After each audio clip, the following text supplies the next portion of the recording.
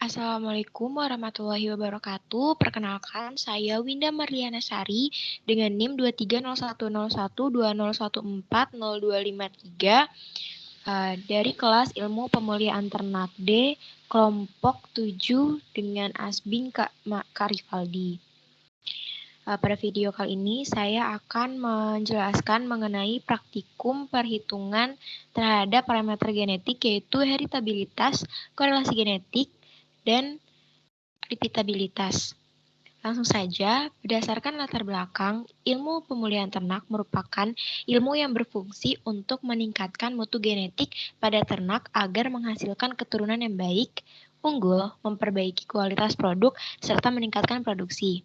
Heritabilitas merupakan parameter genetik yang memiliki tujuan untuk mengukur keragaman total fenotipik yang terjadi karena disebabkan oleh keragaman genetik aditif. Heritabilitas sendiri memiliki nilai rentang yang berkisar pada angka 0 sampai 1. Untuk korelasi genetiknya sendiri disebabkan adanya ekspresi gen. Satu gen dapat mengekspresikan satu sifat dan satu gen dapat mengekspresikan banyak sifat. Nilai dari korelasi genetik berkisar antara +1 sampai -1. Untuk repeatabilitas sendiri merupakan parameter genetik untuk dapat mengukur performance ternak dari produksi pertama dengan produksi selanjutnya. Repeatabilitas sendiri terdapat dua metode perhitungan, yaitu metode repeatabilitas antar kelas dan metode repeatabilitas dalam kelas. Tujuannya yaitu mampu mengetahui apa itu heritabilitas, korelasi genetik, dan repeatabilitas. Dan mampu melakukan perhitungan heritabilitas, korelasi genetik, dan repeatabilitas. Serta mampu mengetahui penggunaan dari heritabilitas, korelasi genetik, dan repeatabilitas secara aplikatif. Manfaat di praktikum ilmu pemulihan ternak ini yaitu dapat mengetahui apa itu heritabilitas, korelasi genetik, dan repeatabilitas. Dapat melakukan perhitungan heritabilitas, korelasi genetik, dan repeatabilitas. Serta dapat mengetahui kegunaan dari heritabilitas, korelasi genetik, dan repeatabilitas. Praktikum ilmu pemulihan ternak mengenai heritabilitas, korelasi genetik, dan repeatabilitas dilakukan secara daring melalui video YouTube Laboratorium Genetika Pemulihan dan Reproduksi Fakultas Peternakan dan Pertanian Universitas Diponegoro. Materi yang digunakan meliputi alat dan bahan. Alat yang digunakan yaitu kalkulator, alat tulis, laptop, handphone, dan lain-lainnya. Bahan yang digunakan dalam praktikum adalah data produksi bobot lahir dan bobot sapi PO ongol. Praktikan melakukan praktikum dengan melihat video yang diupload oleh tim asisten laboratorium genetika pemulihan reproduksi atau GPR di channel YouTube Lab GPR. Praktikan membuat data untuk perhitungan yang dapat dipilih oleh praktikan sesuai data yang dikehendakinya oleh praktikan tersebut. Praktikan membuat data sesuai dengan pilihan berdasarkan tabel 1 dengan 30 data. Kemudian praktikan melakukan perhitungan heritabilitas, korelasi genetik, dan repeatabilitas hasil perhitungan tersebut kemudian disusun dalam bentuk laporan dan dikirimkan ke asisten pembimbing masing-masing praktikan. Selanjutnya saya akan menjelaskan mengenai hasil perhitungan yang sudah saya lakukan terhadap parameter genetik, heritabilitas, korelasi genetik, serta repeatabilitas.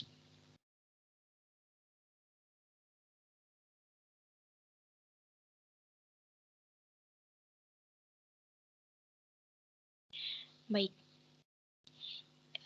ini merupakan data yang diambil oleh sekelompok peneliti di CV Agri Ranch Desa Giripurno, Kecamatan Karangploso, Kabupaten Malang, Jawa Timur, yang akan melakukan perkawinan sapi PO ongol dengan rincian 3 pejantan dan 30 betina.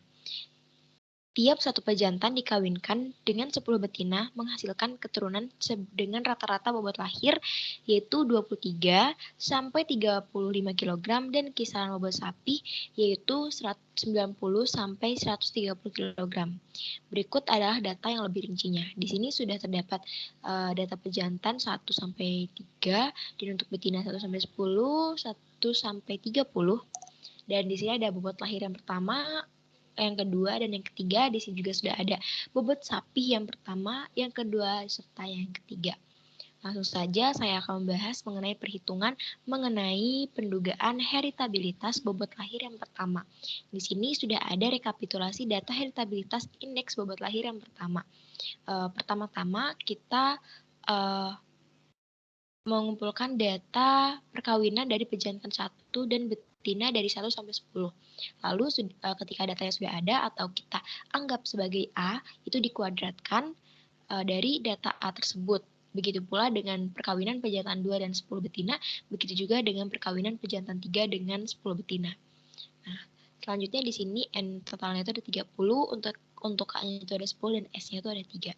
Untuk faktor kolerasinya sendiri dapat dihitung dan menghasilkan yaitu 26.761,13 dan untuk JKS-nya sendiri dihasilkan 32,558 dan untuk derajat bebas antar pejantannya itu 2 dari 3 dikurangi 1 yaitu S dikurangi 1 dan derajat bebas antar anak dalam pejantannya itu atau DBW menghasilkan 27 dan untuk KTS-nya atau kuadrat tengah antar pejantannya itu dihasilkan 16,279 sedangkan untuk KTW-nya sendiri kuadrat tengah antar anak dalam pejantan yaitu 15,85.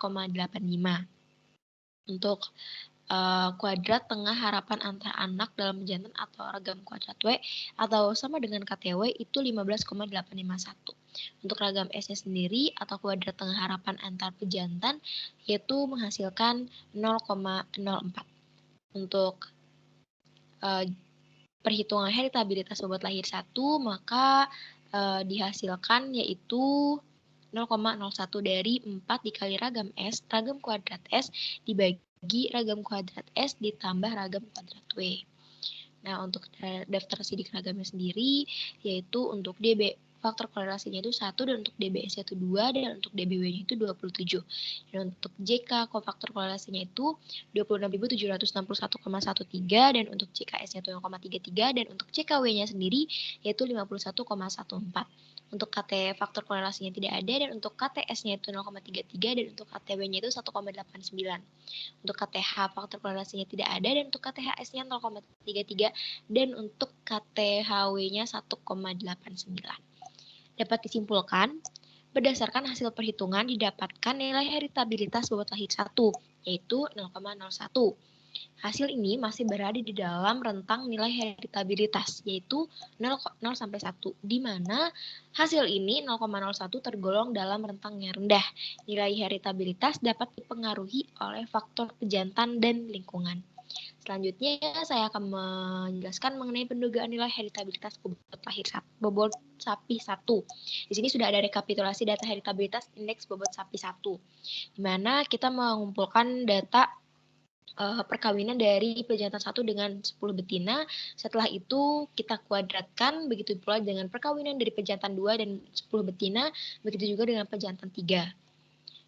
Selanjutnya N titiknya itu berjumlah 30 dan K-nya 30 dan untuk S-nya itu 3. Selanjutnya dapat dihitung faktor korelasinya yaitu sebanyak 349.315,46. Sedangkan untuk JKS-nya sendiri yaitu sebanyak 1.187,25. Untuk jumlah kuadrat antar anak dalam jantan atau JKW-nya sendiri yaitu 3.967,25 dan untuk DBS-nya sendiri yaitu 2. Untuk DBW-nya sendiri atau derajat bebas antar anak dalam jantan yaitu 27 dan untuk KTS-nya yaitu KTS atau kuadrat tengah antar pejantan dihasilkan 593,62. Untuk KTW-nya sendiri atau kuadrat tengah antar anak dalam pejantan yaitu 146,94. Dan untuk ragam kuadrat W atau kuadrat tengah harapan antar anak dalam pejantan atau sama dengan KTW yaitu 146,94. Untuk kuadrat tengah harapan antar pejantan atau ragam kuadrat S yaitu menghasilkan 44,67. Dan untuk perhitungannya heritabilitas sendiri atau heritabilitas bobot sapi 1 menghasilkan hasil yaitu 0,93 yang dihasilkan dari perhitungan 4 dikali ragam kuadrat S dibagi kuadrat S ditambah ragam kuadrat B. Dan untuk daftar sidik ragamnya itu yaitu DB faktor korelasinya itu 1 dan untuk DBS-nya 2 dan untuk DBW-nya itu 27. Untuk JK faktor korelasinya itu yaitu 349.315,46 dan untuk JKS-nya itu 593,624 dan seterusnya. Dan untuk JK W-nya itu ada 3.967,25. Untuk KT faktor korelasinya tidak ada, yaitu untuk KTS-nya itu 593,624 dan seterusnya. Dan untuk KTW-nya itu 146,935 dan seterusnya. Untuk KTH faktor korelasinya tidak ada.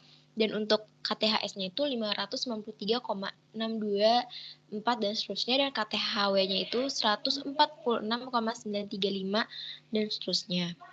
Maka dapat disimpulkan berdasarkan hasil perhitungan didapatkan nilai heritabilitas bobot sapi 1 adalah 0,93. Hasil ini masih berada dalam rentang nilai heritabilitas yaitu 0 sampai 1, di mana nilai ini termasuk ke dalam golongan yang tinggi. Nilai heritabilitas dapat dipengaruhi oleh faktor pejantan dan lingkungan. Selanjutnya saya akan menjelaskan mengenai pendugaan nilai korelasi genetik bobot lahir 1 dan bobot sapi 1. Di sini sudah ada data mengenai pejantan 1 yang dikawinkan dengan 10 betina. Dan di sini datanya itu ada A atau X itu sebagai bobot lahir 1 dan B atau Y itu menunjukkan data bobot sapi 1. Perhitungannya itu dimulai dari bobot lahir 1 dikalikan dengan bobot sapi 1 dan menghasilkan data ini, dan begitu juga dengan pejantan 2 yang dikawinkan dengan 10 betina dan pejantan 3 pula. Nah, selanjutnya untuk jumlah N-nya itu ya N titiknya itu 30 dan untuk K-nya itu 30 dan untuk S-nya itu 3. Maka dapat dihitung untuk FK-nya sendiri yaitu 96.685,45 dan untuk JHKS atau jumlah hasil kali antar pejantan yaitu min 92,05 dan untuk JHKW atau jumlah hasil kali antar anak dalam pejantannya itu min 63,29 min 63,29 dan untuk DBS atau derajat bebas antar pejantannya itu 2 dan untuk DBW-nya itu 27. Serta untuk HKRS atau hasil kali rata-rata antar pejantan yaitu min 46,02 dan untuk HKRW atau hasil kali rata-rata harapan antar anak dalam pejantan yaitu min 2,34 dan untuk hasil kali rata-rata harapan antar pejantan atau HKRHS yaitu min 4,3681. Lalu dapat dihasilkan untuk korelasi genetiknya sendiri atau RG-nya itu yaitu menghasilkan min 0,286. Dan untuk daftar ragamnya sendiri untuk DB ke faktor korelasinya itu 1, DBS-nya 2, DBW-nya itu 27. Untuk JHK-nya untuk faktor korelasinya itu 96.685 dan untuk JKHS-nya min 46 dan untuk JHKW-nya itu min 63. Untuk HKRR-nya itu tidak ada dan untuk HKRS-nya itu min 46 dan HKRW-nya itu min 2. Untuk KTH-nya itu tidak ada untuk faktor korelasi dan KTHS itu min 4 dan untuk KTHW-nya itu min 2. Maka dapat disimpulkan berdasarkan hasil perhitungan dapat didapatkan nilai korelasi genetik bobot lahir 1 dan bobot sapi 1 adalah min 0,286. Hasil ini masih berada di dalam rentang nilai korelasi genetik di antara min 1 sampai plus 1, di mana termasuk golongan rendah. Nilai heritabilitas dapat dipengaruhi oleh faktor genetik dan lingkungan. Selanjutnya yaitu ada pendugaan nilai repeatabilitas antar kelas. Di sini sudah ada rekapitulasi data repeatabilitas bobot lahir 1 dan bobot lahir 2. Di sini X itu merupakan bobot lahir 1 dan Y itu bobot lahir 2. Perhitungan yang pertama dilakukan adalah pengkalian antara bobot lahir 1 dan bobot lahir 2. Dan lalu dikuadratkan dari masing-masing data. Maka didapatkan yaitu 0,28 repeatabilitasnya. Selanjutnya yaitu ada pendugaan nilai repeatabilitas dalam kelas. Di sini sudah ada rekapitulasi data repeatabilitas bobot sapi 1, bobot sapi 2, dan bobot sapi 3. Di sini sudah ada X, Y, Z untuk bobot sapi ke-1, ke-2, dan ke-3. Dan perhitungan yang pertama itu dikuadratkan dari masing-masing data dan dicari YI-nya dan YI-nya itu dikuadratkan. Dan dapat dihitung untuk faktor korelasinya itu hasilnya seperti ini, dan untuk JKB-nya itu atau jumlah kuadrat antar individunya itu hasilnya hasilnya seperti ini, dan untuk JKW-nya itu yaitu min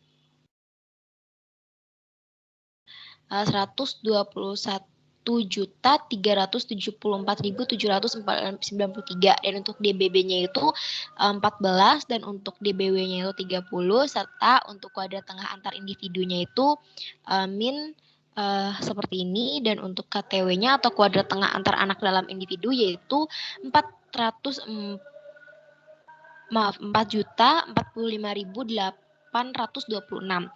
Dan untuk KTHW-nya sendiri yaitu min 4.045.826. Dan untuk kuadrat tengah harapan antar individu atau KTHB-nya itu atau ragam kuadrat B-nya itu hasilnya min, dan untuk ragamnya sendiri dapat dihasilkan yaitu min 0,999 dan seterusnya. Berikut juga terdapat daftar sidik ragamnya, dan dapat disimpulkan berdasarkan hasil perhitungan yang didapatkan dari nilai repeatabilitas adalah 0,999 dan seterusnya, dan 0,28. Nilai tersebut masih berada di dalam rentang nilai repeatabilitas, yaitu min 1 sampai plus 1, di mana nilai ini termasuk ke dalam golongan tinggi. Nilai repeatabilitas dapat dipengaruhi oleh faktor genetik, faktor epistatis, dan lingkungan.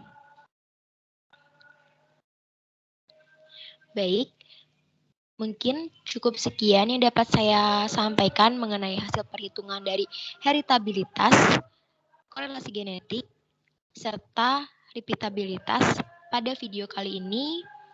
Saya sampaikan terima kasih. Mohon maaf atas kekurangannya. Wassalamualaikum warahmatullahi wabarakatuh.